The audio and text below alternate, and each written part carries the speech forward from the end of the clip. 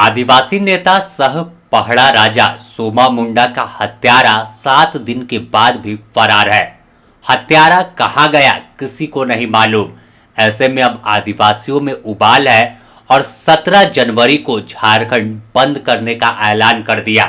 Police प्रशासन ने जो अल्टीमेटम दिया था 72 घंटे का, वह भी खत्म हुआ, लेकिन अब तक पुलिस का हाथ खाली है। पुलिस अब तक अपराधियों तक नहीं पहुंच पाई।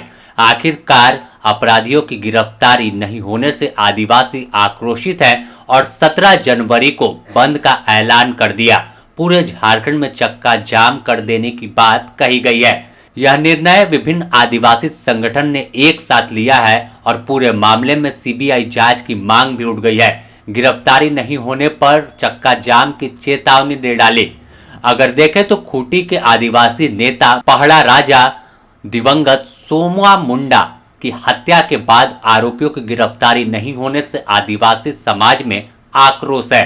इसकी नाराजगी के बीच अब झारखंड आदिवासी समन्वय समिति ने 17 जनवरी को पूरे राज्य को बंद करने का ऐलान कर दिया। यह निर्णय सोमवार को खूंटी प्रखंड अंतर्गत जियरप्पा गांव में आयोजित सोमा मुंडा की श्रद्धांजलि सभा के बाद लिया गया।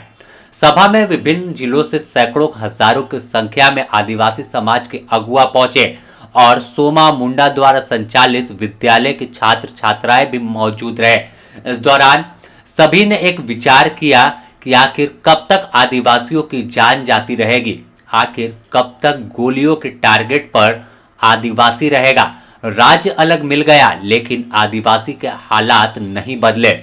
जो भी आदिवासी के हक और अधिकार की आवाज उठाता है उसे गोली खाना पड़ता है। उनकी सुरक्षा करने में पुलिस नाकाम साबित होती है और यही वजह है कि तमाम लोगों ने एक स्वर में कहा कि अब तक हत्यारों की गिरफ्तारी नहीं होना यह बताता है कि पुलिस कैसे काम कर रही है।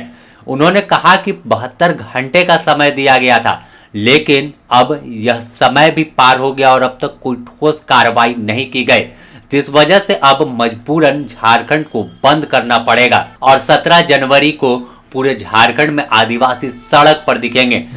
खूंटी में जो हमारे पाढ़ा राजा का सोमा मुंडा का जो निर्मम हत्या किया गया है और हमारे साथी लोग हम लोग संयुक्त रूप से 17 तारीख को जो बंदी का घोषणा हुआ है उसका हम लोग आदिवासी जन परिषद सहित जितने भी संगठन है, धार्मिक संगठन, पारंपरिक संगठन, जन संगठन, सब कोई इस बंदी का हम लोग समर्थन की घोषणा करते हैं और अपील करना चाहते हैं कि जिस प्रकार से आदिवासियों की ज़मीन की लूट बढ़ी है और लूट में वही लोग शामिल हो रहे हैं जो सत्ता में हैं। सत्ता के रहने वाले उनके जो चेले चमचे होते हैं, अंचल अधिकारी, सीआई, थाना प्रभारी, डीएसपी, कहीं न कहीं एएसपी, ये सभी लोगों से जो हमारा बंदी होगा वो बंदी सोमा मुंडा की तो हत्या के विरोध में होगा ही, साथ में जितने भी जमीन लूट को लेकर के भी हम लोग का बंदी रहेगा।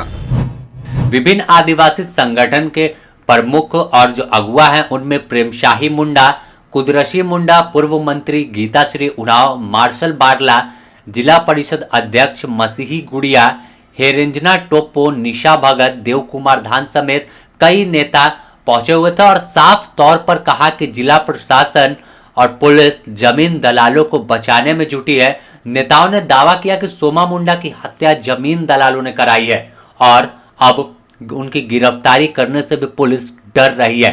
तो अब आदिवासी अपनी ताकत दिखाएगा और 17 तारीख को पूरे झारखंड में कैसे बंद होगा यह उस दिन तस्वीर बताएगी। पुलिस अगर नहीं चेती तो आने वाले दिनों में इससे भी बड़ा आंदोलन होगा जिसकी तस्वीर पूरा देश देखेगा।